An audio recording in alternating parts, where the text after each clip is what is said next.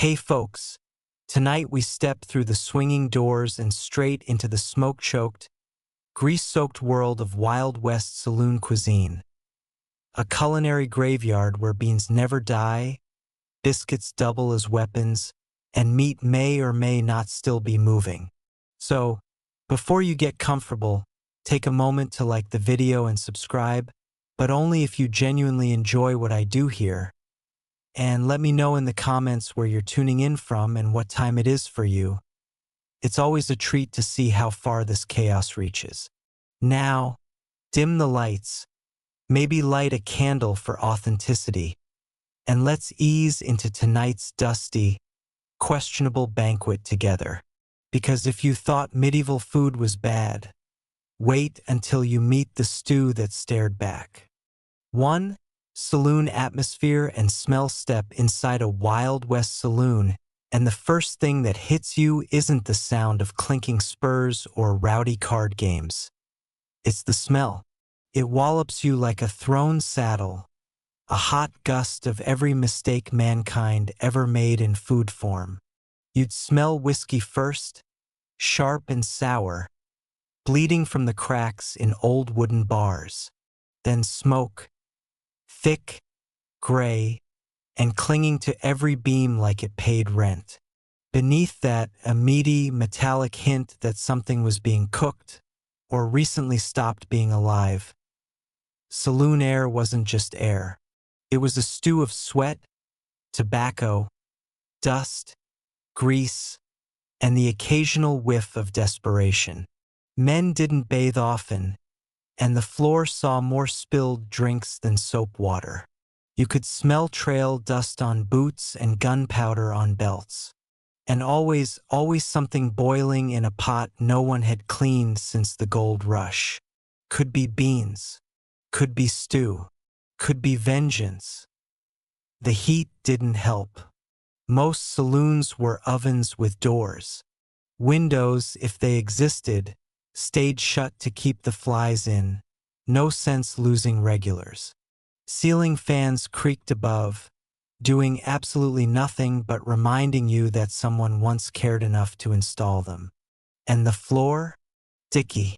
Every step was a gamble between glue trap and banana peel. But there was something about it. The atmosphere, chaotic, grimy, alive. You didn't go to a saloon for peace. You went because life out there was worse. In here, the stink meant food, even if that food might fight back. The noise meant people, even if they might shoot you. And the heat meant something was cooking, even if no one could identify it. So yes, it was loud. Yes, it stank. But it stank with purpose. Because behind that bar, beyond the haze, past the poker tables and broken dreams, was the heart of the frontier. Beans boiling, bacon curling, stew bubbling like a witch's brew. And that smell, rank, rich, relentless, was the promise that whatever else the West might take from you, it wouldn't let you go hungry at least, not tonight. 2 kitchen conditions if you ever dared to peek behind the curtain, or the saloon's crooked swinging door, you'd find the kitchen, or what passed for one. It wasn't so much a room as it was an ongoing accident with a stove in the middle. The kitchen of a Wild West saloon was a battlefield of grease, smoke, and shattered dreams of sanitation. Pots blackened by decades of direct flame hung from nails bent like the cook's back. The fire never truly went out, just shifted moods. Everything smelled like something had been burning since last Tuesday, and often it had. The stove hissed, cracked, and threatened mutiny daily. If it wasn't sputtering from wood smoke, it was smoldering from old fat that had dripped into its very soul. The cook? A legend, either grizzled or greasy or both. Missing a few teeth, always missing a clean apron. He moved with the precision of a man who'd long accepted that perfection was impossible. a cigarette in his lip, a knife in one hand, and a skillet in the other. He didn't measure, he guessed. He didn't clean, he scraped. If something hit the floor, it came back up with a shrug and a wipe, if you were lucky. Ingredients were stored in barrels, sacks, and mysterious containers that hadn't been opened in years. Rats knew the kitchen better than the staff. Butter came with bonus protein. Flour puffed into the air like a powdered ghost every time it was disturbed. And the meat? Let's not ask where it came from or what it used to be. Yet somehow meals happened. Beans got boiled. Stew got stewed. Coffee got burned into existence. The food may have been suspect, but it was hot, and in a place where cold meant death, that counted for a lot. No one expected hygiene. They expected volume. Enough food to quiet a stomach and maybe soften a hangover. The kitchen was chaos, but it was necessary chaos. A little kingdom ruled by the only man brave or foolish enough to wield a cleaver in one hand and a ladle in the other. He might have smelled like smoke and onions, but he kept the place fed. And in the Wild West, that made him king. 3 beans as the cornerstone. If the Wild West had a mascot, it wouldn't be a cowboy, it would be a pot of beans. Beans weren't just food. They were fuel, currency, punishment, and salvation all rolled into one. They simmered in the back of every saloon, bubbled over every campfire, and haunted the dreams of every man who'd ever chewed through a spoonful too fast. Why beans? Because beans didn't care. They didn't spoil, didn't complain, and didn't require much more than a pot, a fire, and the willingness to ignore how many days you'd been eating them. They were cheap, easy to store, and just complicated enough to cook that you could pretend you were making real food. A good bean pot was never truly empty. It just got refilled. Yesterday's beans became today's beans, which would become tomorrow's beans with a splash of water and maybe, if the cook was feeling generous, a shred of salt pork or a whisper of onion. This wasn't a recipe. It was a lifestyle. Beans were democratic. Everyone ate them: cowboys, gamblers, outlaws, lawmen. Rich or poor, if you walked into a saloon with 2 coins and a belly full of echoes, you could walk out with a plate of beans and a new understanding of humility. They stuck to your ribs, your spoon, and your soul. Sometimes they came with cornbread, sometimes with a biscuit, sometimes alone, steaming sadly in a cracked bowl. You could season them if you had seasoning. If not, you seasoned them with your imagination. Every bite was a meditation on the line between hunger and regret. But don't underestimate beans. They kept you going. They gave you protein, fiber, and just enough energy to shovel manure or ride 20 miles into the wind. They were the edible equivalent of a nod from the universe that said, "It ain't much, but it'll do." And when the night grew cold, and the fire burned low, and the saloon emptied into the dark, that old pot of beans kept bubbling, loyal as any dog. Because in a world that took more than it gave, beans gave back. And that made them sacred.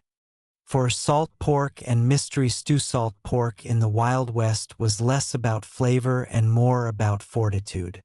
It was the meat that wouldn't die because it was already halfway there when you got it.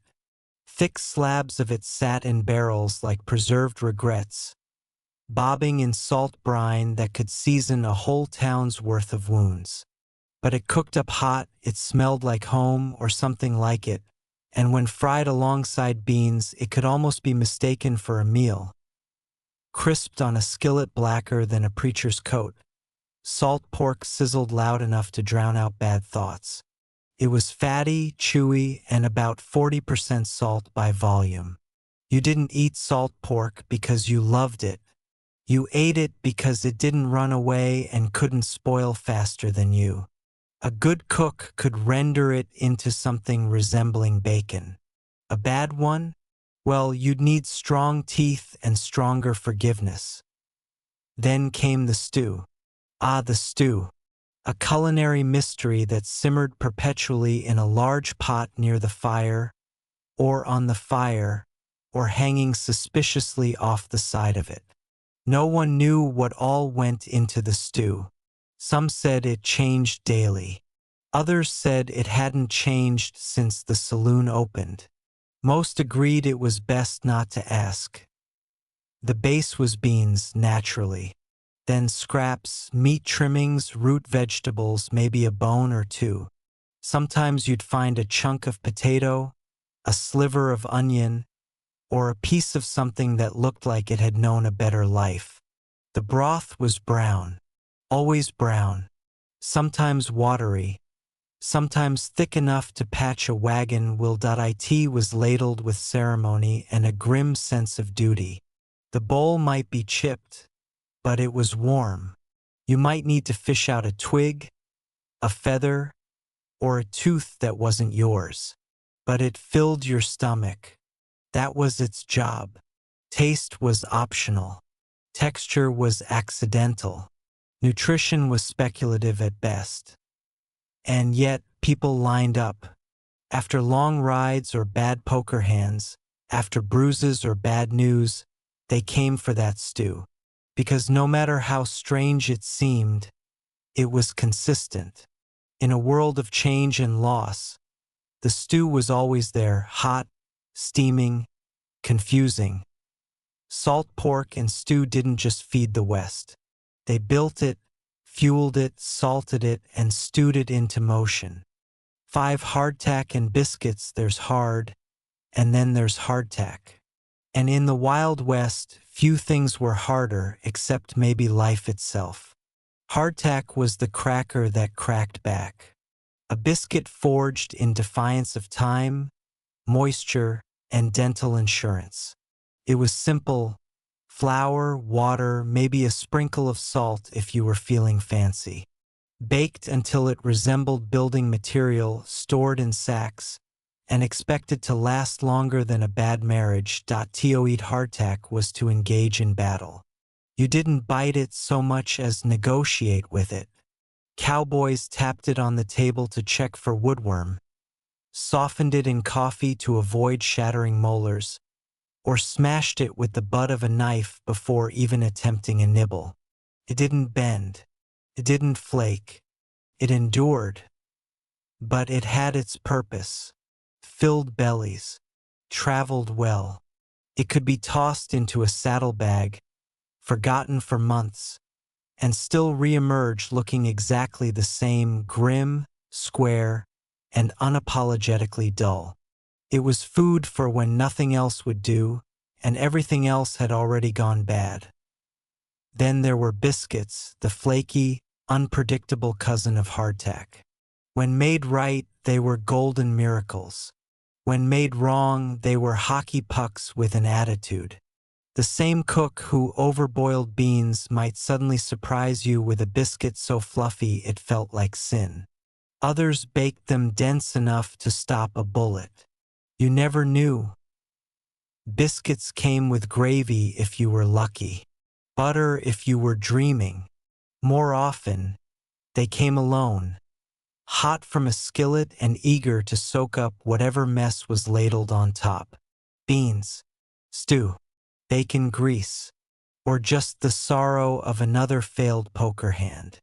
They were a canvas for whatever your stomach dared to believe. In saloons. A good biscuit was currency. Men traded stories, sips of whiskey, and sometimes lifelong friendships over one.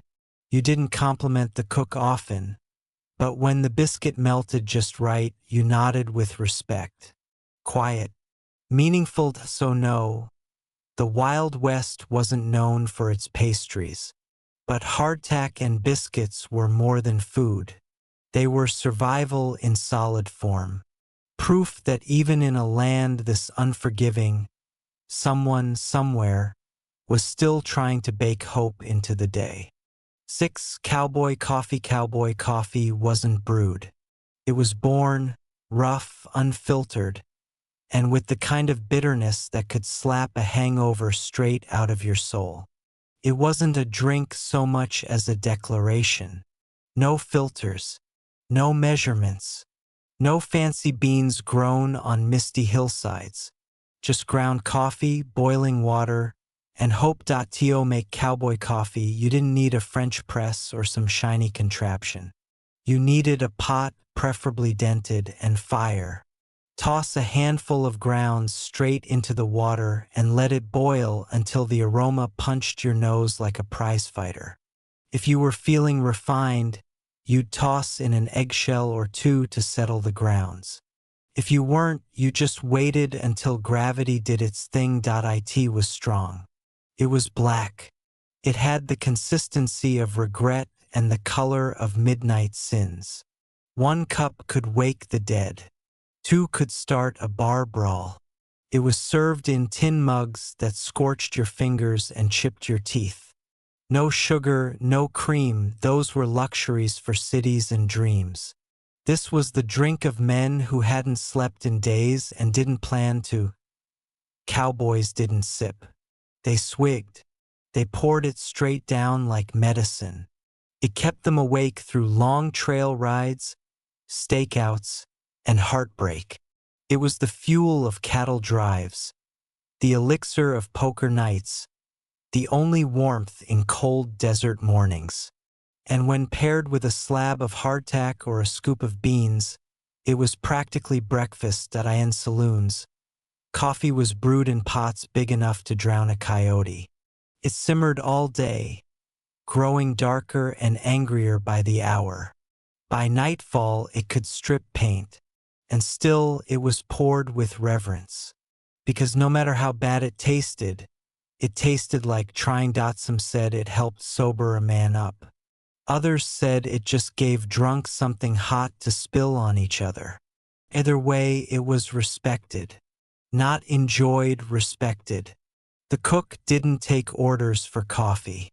He just ladled it out and waited to see who flinched. And yet, for all its faults, cowboy coffee had one unbeatable strength. It showed up. Rain, snow, or gunfight, it was there. A gritty promise that no matter how far west you rode, something hot, bitter, and vaguely alive was waiting for you. In the Wild West. That counted for a lot.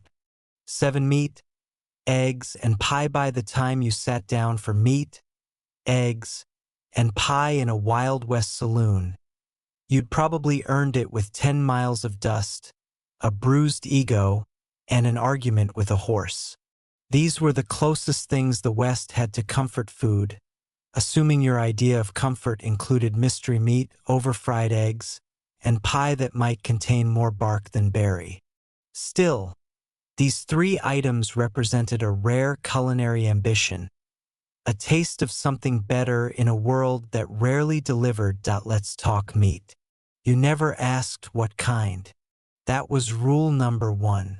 If it didn't moo, squeal, or run on 4 legs recently, you were better off not knowing. Beef was a luxury, pork was suspect, and mutton was common but rarely tender. The cook would slap a slice of something vaguely animal-shaped onto a cast-iron skillet, let it sizzle like it was confessing sins, and serve it up with a side of blackened edges and bravado. It was tough, it was greasy, and it tasted like vengeance, but it was meat. That alone made it a prize. Eggs, by comparison, were straightforward. Mostly, you didn't get to choose how they were cooked. They were dropped in a pan and chased around until they submitted. Fried, scrambled, or fused to the skillet like medieval armor, eggs were considered breakfast, lunch, and protein therapy all in one. Occasionally you'd get a yolk that wasn't chalk dry. That was considered a miracle. If 2 yolks appeared in one shell, People talked about it for days like it was an omen from the gods. But the crown jewel of the plate, the elusive, mythical dessert, was pie. Now, this wasn't the flaky, golden wedge your grandmother pulled from a wood-burning stove with a gingham towel and a hymn. This was Wild West pie. Saloon pie. Pie made from dried fruit that had already given up, sugar boiled until it screamed, and crust tough enough to double as saddle leather. Still, it was pie, which meant it was not beans, not stew, and not a week-old biscuit. That alone made it worth its weight in tin. The filling varied based on availability and audacity. Apple was the dream, but more often it was raisin, prune, or something euphemistically labeled as fruit. Sometimes it was made from preserves scavenged from a general store shipment that survived the trip. Other times it was a half-fermented experiment best left uneaten, but eaten it was, because when a man paid for pie, he finished the pie. Pies were cut into uneven wedges and served with a nod, a grunt, or sometimes just a tap on the bar. You didn't get whipped cream. You didn't get a fork unless you brought your own. You used fingers, pocket knives, or broken spoons. In a place where sugar was scarce and ovens were an afterthought, pie was proof that someone cared. Poorly, perhaps, but earnestly. Now imagine all three meat, eggs, and pie on the same table. That was a celebration. Poker win. Payday. A plate you guarded with your life, your hat, and possibly your revolver. You didn't talk while you ate. You made eye contact with no one. Every bite was a small victory over hunger, bad luck, and whatever unfortunate critter was missing from the nearby prairie. The saloon cook wasn't praised often, but when he got this trinity right, or even edible, he became a legend. You'd hear his name whispered by cowboys and gold panners, his biscuits recalled like tall tales, his pie described with a reverence normally reserved for distant mothers or mythical beasts. Sure, the eggs were rubbery. The meat might have been yesterday's stew, repurposed and disguised.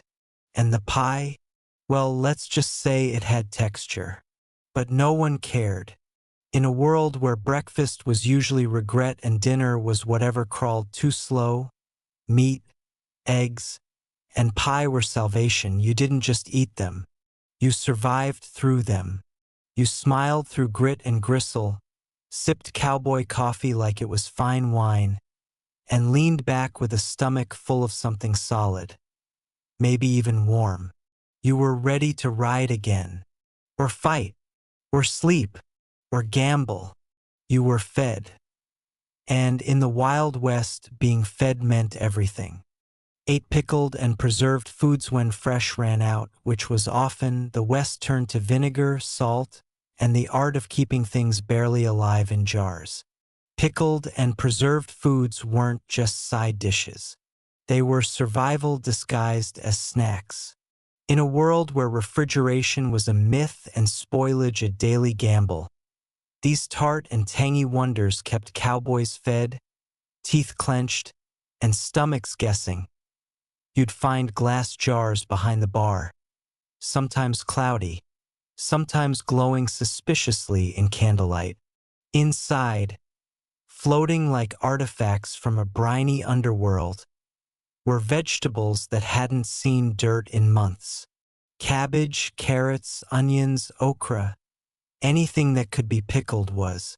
Sometimes even eggs, which stared back at you from the jar like they knew what you did last summer. Pickled eggs were legend. Hard-boiled, shelled, and drowned in a vinegary bath, they absorbed flavor and attitude in equal measure. The whites turned rubbery, the yolks dense. They squeaked when you bit them and fought back on the way down. But they lasted, and in the West, lasting was everything. Then there were preserved fruits, dried apples, shriveled raisins, and slabs of fruit leather tougher than a saddle strap. Rehydrated in stew or crammed into pie, they were sweetish, chewy, and surprisingly satisfying if you hadn't tasted sugar in weeks. Peaches, when available, were treated like royalty. You didn't eat one, you experienced it. Salted vegetables and meats weren't for the faint of heart. Cooks packed them into barrels with layers of salt so thick they could fossilize a boot. By the time they emerged weeks later, they were nearly indestructible. A chunk of pickled turnip might outlast a sheriff's term. A sliver of salted beef could start a bar fight or end one. Preserved foods weren't glamorous. They didn't smell right, they didn't look right, but they kept you upright. A few bites could stretch a meal, hold off scurvy, or help you forget that the beans were mostly water today. Some cowboys swore by them. Others swore at them, but all of them ate them. Because in a land where fresh meant luck and famine was just one storm away, a jar of pickles wasn't just garnish. It was a statement, promise, a vinegary vow that no matter what the frontier threw at you, you were still here, still chewing, still alive. And in the Wild West, that was worth the pucker. 9 spoilage and health risks. There was no gentle way to say it. Eating in the Wild West was a gamble. Not just the "is this undercooked" kind of gamble, but the "will I wake up tomorrow" variety. Spoilage was as common as dust, and hygiene was more of a rumor than a practice. Food safety didn't exist. What existed was urgency, hunger, and an unwavering faith in the power of boiling water to kill sins and salmonella alike. Meat was the worst offender. It sat out too long, traveled too far, and often came from animals that had been dead a suspicious amount of time before ever meeting the skillet. You couldn't smell every danger, especially with the kitchen already soaked in layers of old grease and smoke. But sometimes your nose tried to warn you anyway. If it twitched, flared, or flat out walked you out of the room, you probably shouldn't eat what was cooking. Milk, when available, curdled faster than a bad mood. Butter could smell like wet socks. Cheese sweated in ways cheese was never meant to. But people ate it all, trusting in luck, whiskey, or both. Some said a swig of strong liquor after a questionable meal would kill whatever lived in your stomach. Others swore by charcoal or chewing tobacco as impromptu cures. None of it worked. But hope, like beans, was always on the menu. Bread and biscuits sometimes harbored mold. You'd scrape it off and pretend it never happened. Stew? It was the great equalizer. Bad meat, soft vegetables, and even worse decisions could be hidden in a bubbling brown pool. Heat masked flaws. Spice was expensive, so the cook used salt like a bludgeon. Food poisoning went by many names: belly rattle, prairie gut, saloon squall. Symptoms ranged from mildly regretful to dig a hole and say goodbye. No one used the term bacteria. They just said, something in that stew turned. Doctors, if available, were just as likely to recommend whiskey as surgery. Most of the time, you recovered. If not, well, you died doing what you loved, chewing without thinking. Flies were everywhere. Rats had squatters' rights in most kitchens. Water was questionable unless boiled into oblivion. And yet, people kept eating. Because they had to. Because starvation was a worse flavor than anything else on offer. It wasn't bravery. It was necessity. The saloon didn't promise gourmet. It promised calories. Survival disguised as supper. If the food didn't kill you, it made you strong. And if it did kill you, at least you didn't die hungry. And in the Wild West, that was considered a good deal. 10. Social role of food in saloons in the Wild West. Food wasn't just nourishment.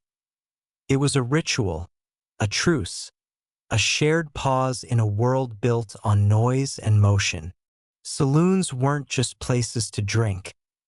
They were places to gather, to remember you were human. And food was the thread that stitched those moments together. Meals brought together a mosaic of people. Ranch hands coated in dust, gamblers fresh off a win or a loss, sheriffs in half-buttoned uniforms, and drifters chasing fortune or running from it. They didn't share stories over fine wine or delicate pastries. They bonded over beans, over stew ladled from a pot older than the bar, over burnt coffee and half-cracked plates. The saloon table was the great equalizer. You could sit across from a man you didn't know, didn't trust, maybe even hated, and for 10 minutes, as you both chewed through salt pork and negotiated the toughness of a biscuit, you weren't enemies. You were hungry, and that made you kin, if only briefly. Conversations happened there, real ones. Not shouted threats or mumbled curses, but talk about weather, cattle, railroads, and once in a while, dreams. Cowboys swapped trail stories between mouthfuls. Prospectors exaggerated gold strikes with crumbs on their shirts. Even the loners found themselves grunting in agreement over the quality, or lack thereof, of the stew. And if there was pie, well, that could mend feuds, or at least postpone them until after dessert. The food might have been humble, but it had power.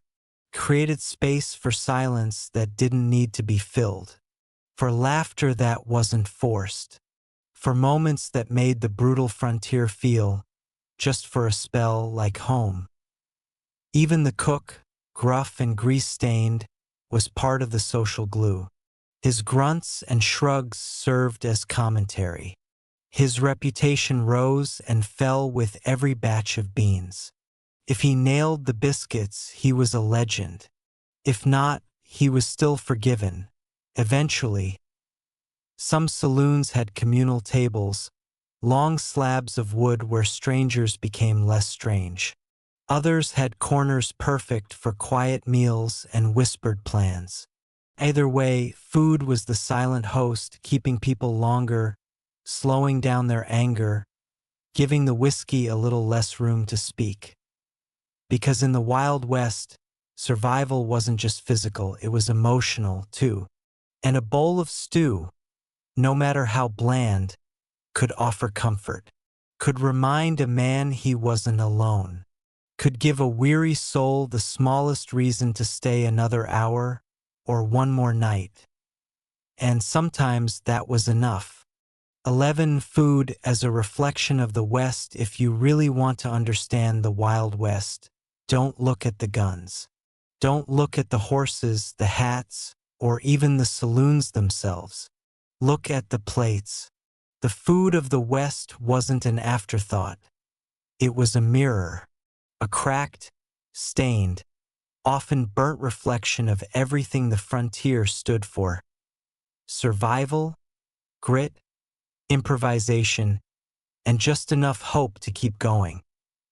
Every meal told a story. A bowl of beans wasn't just a side. It was a history of trail rides, missed harvests, and cooks who learned to stretch nothing into something. Salt pork sang of preservation and patience, of meat that wouldn't quit even if your teeth did. And hardtack, well, that was just the West in edible form. Hard, stubborn, and not about to go soft for anyone. Even the coffee, bitter and black, echoed the people who drank it, tough, overworked, and unwilling to quit. It was made with whatever you had, drunk however you could, and shared whenever someone looked like they needed it more than you did. And that sharing, that unspoken bond over terrible coffee and worse stew, that was the soul of the West. Food in saloons was rarely good, but it was always there, and that mattered more, because consistency was rare, kindness rarer still, but a hot meal, a plate of something solid, steaming, and real, that was gold. That was humanity. That was a reason to sit down and stay a while. It wasn't about flavor. It was about presence, about being seen, fed, and acknowledged in a world that often didn't have time for any of that. A biscuit might crumble in your hand, but for a moment it was yours. A slice of pie, no matter how lumpy, meant someone baked it. And a second cup of coffee, poured without asking, said more than words ever could. The food wasn't just nourishment. It was ritual. It was resistance. It was a tiny act of civilization in the middle of nowhere. It reminded you that someone lit the fire, stirred the pot, and cared just enough to make something from nothing. And that, in the end, is what the West was always about.